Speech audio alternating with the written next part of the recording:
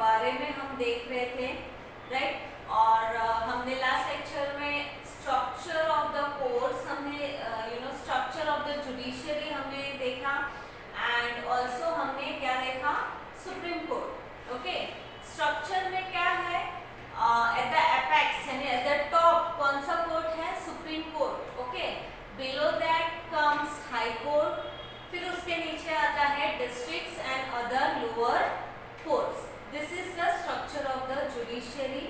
And हमने supreme court के बारे में भी देखा। Okay, and now let us see judicial activism. Now activism का मतलब है अ पॉलिसी और an action which brings about political or social change.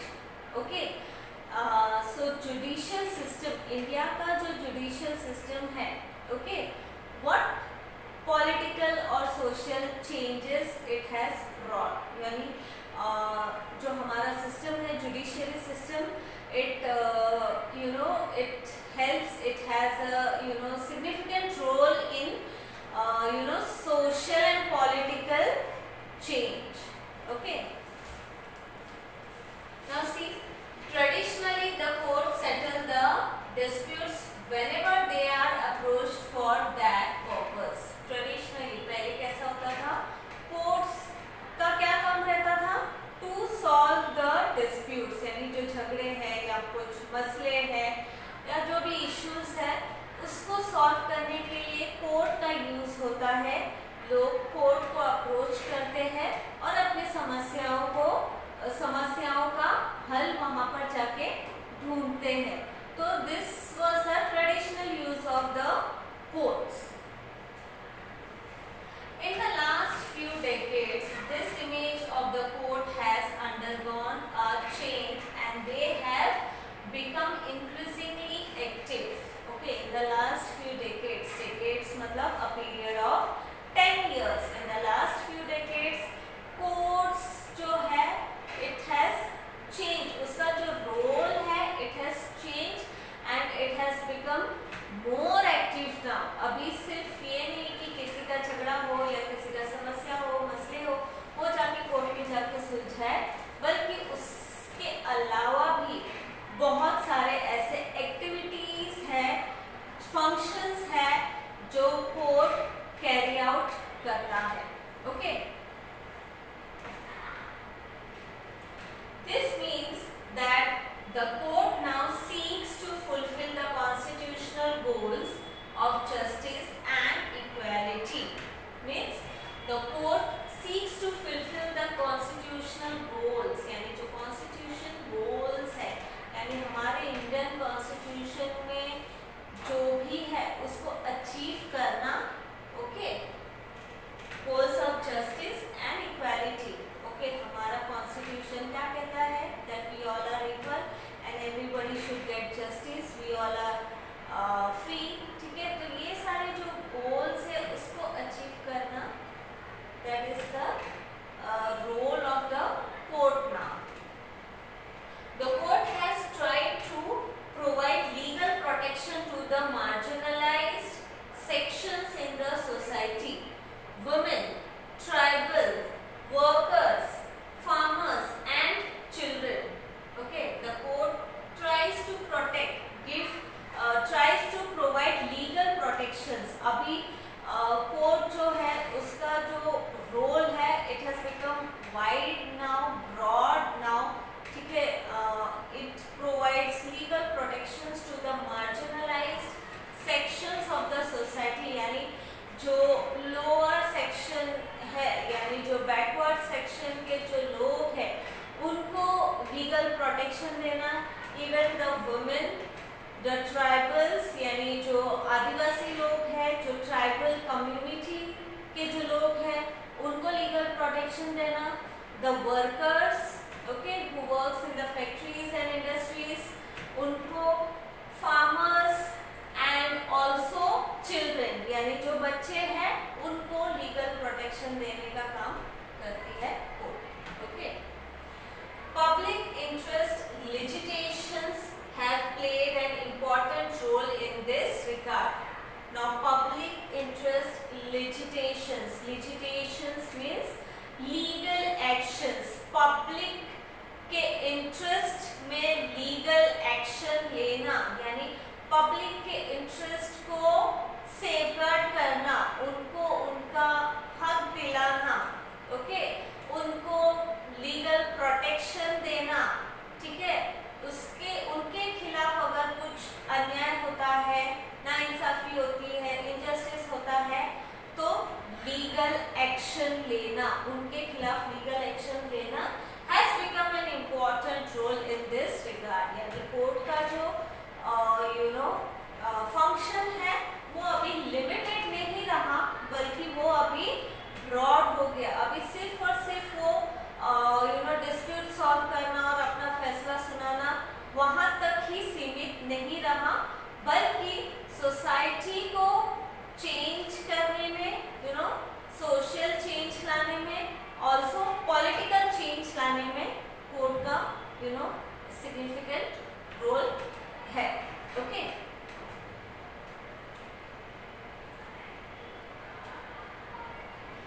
Now let us see the functions of the Supreme Court। Supreme court के क्या क्या functions हैं देखते हैं, चलो।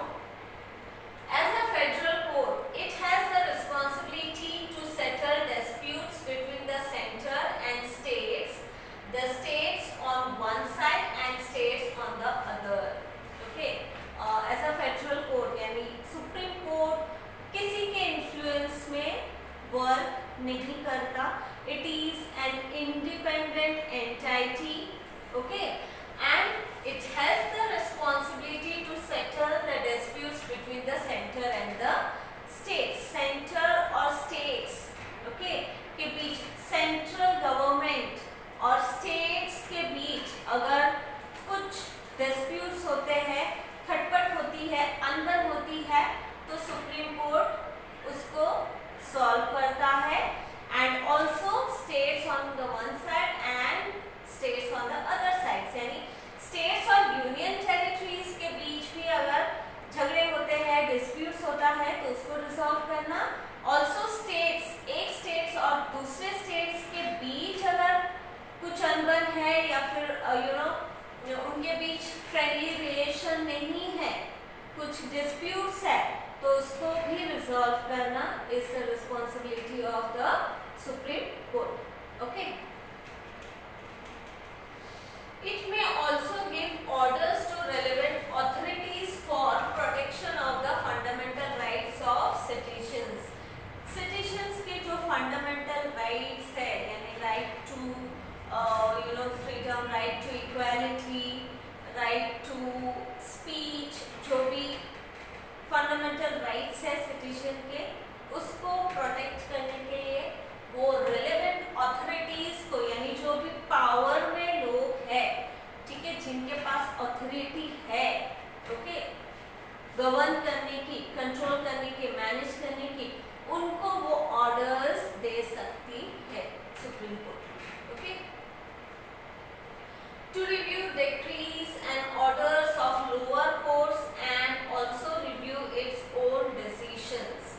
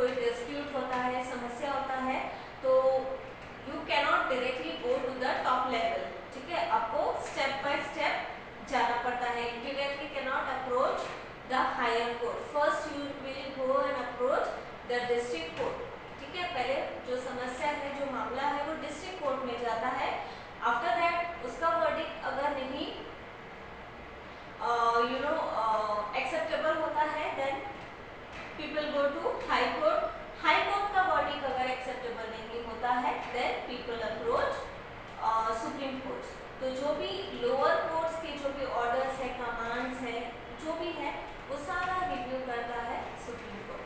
Okay. In case the president asks for the advice of the court to understand the legal aspects in matter of public importance and provide the necessary advice. Okay.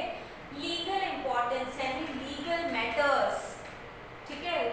कानूनी कार्रवाई जो रहती है, ठीक है, लीगल मैटर्स जो रहता है, उसके ऊपर अगर प्रेसिडेंट को एडवाइस चाहिए तो president approaches supreme court. President supreme court को अप्रोच करती है लीगल मैटर्स के ऊपर एडवाइस देने के लिए. ओके. तो in such case supreme court gives advice to the president for legal advice. जो भी लीगल मैटर्स है उसके ऊपर वो एडवाइस देती है. Okay.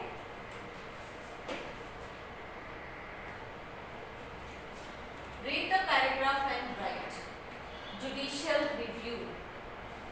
One of the most important responsibilities entrusted to the Supreme Court is the protection of the Constitution. यानी हमारा जो Constitution है, ठीक है, वो उस हिसाब से हमारा गवर्नमेंट वर्क करती है, फंक्शन करती है. हम लोग जो सिटीजन है, अकॉर्डिंग टू द कॉन्स्टिट्यूशन हम एक्ट करते हैं, बिहेव करते हैं. ठीक है. तो कॉन्स्टिट्यूशन को प्रोटेक्ट करना, see to it that government is functioning according to the constitution and also the common people is functioning according to the constitution. यानी कॉन्स्टिट्यूशन के हिसाब से सब चल रहा है, ये देखना is the responsibility of the supreme court. Okay. You are aware that the Constitution is the fundamental law of the nation. The Parliament cannot pass any law that violates the Constitution. Okay, Constitution जो है, it is the fundamental law. Okay, Constitution is nothing but a fundamental law which we all should abide to. ठीक है, चाहे वो government हो गए या चाहे वो कॉमन पीपल हो गए. Okay, and the parliament cannot pass any law.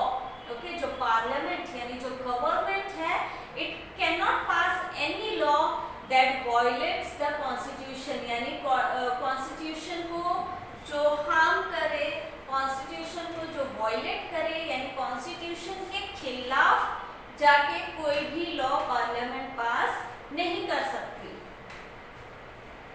Every act or policy made by the executive should also be consistent with the constitution. If any law passed by the legislature or any act of the executive violates any provision of the constitution, the said law or act is declared illegal and struck down by the court. Okay, and even the executive, parliament में यानी government में जो काम करने वाले जो executive है, who makes the law, जो लॉ प्रिपेयर करते हैं, लॉ बनाते हैं, ठीक है, या कोई भी पॉलिसी वो बनाते हैं, कोई भी एक्ट वो बनाते हैं, it should be consistent with the constitution. यानी कॉन्स्टिट्यूशन के फ्रेम में रह के ही वो पॉलिसी बना सकते हैं या कोई भी एक्ट वो बना सकते हैं.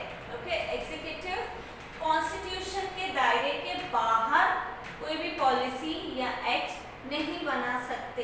ठीक है. कॉन्स्टिट्यूशन के दायरे में रह के ही उनको एक्ट या पॉलिसी बनाना है. एंड अगर कोई भी लॉ जो कि लेजिस्लेचर से पास किया गया हो या कोई भी एक्ट जो कोई भी एग्जीक्यूटिव अगर कोई वॉयलेट करता है कॉन्स्टिट्यूशन को, तो उसको वो एक्ट को या उस लॉ को कोर्ट क्या कर सकती है, स्ट्रक डाउन कर सकती है, मतलब उसको खारिज कर सकती है, उसको कैंसिल कर सकती है. ठीक है. अगर कोर्ट को लगता है लेजिस्लेचर ने ऐसा कुछ लॉ बनाया है या फिर एग्जीक्यूटिव ने ऐसा कुछ एक्ट पास किया है जो कि कॉन्स्टिट्यूशन को वॉयलेट करता है, उसके अगेंस्ट है, then court has the right to struck down that law और act. Okay.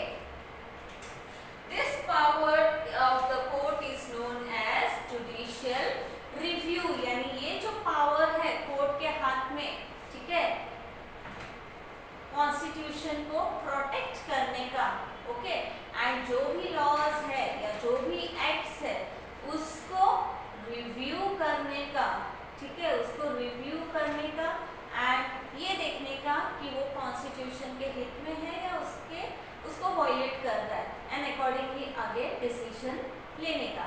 This is known as judicial review. Okay. Should the court have such a right? Yes, of course. Court should have such a right because बहुत बार ऐसा हो सकता है कि executive हो या फिर लेजिस्लेचर हो, ऐसा कुछ एक्ट वो पास करे या फिर ऐसा कुछ लॉ वो बनाए जो कि कॉन्स्टिट्यूशन के अगेंस्ट हो, कॉन्स्टिट्यूशन को वायलेट करे. सो कोर्ट शुड हैव सच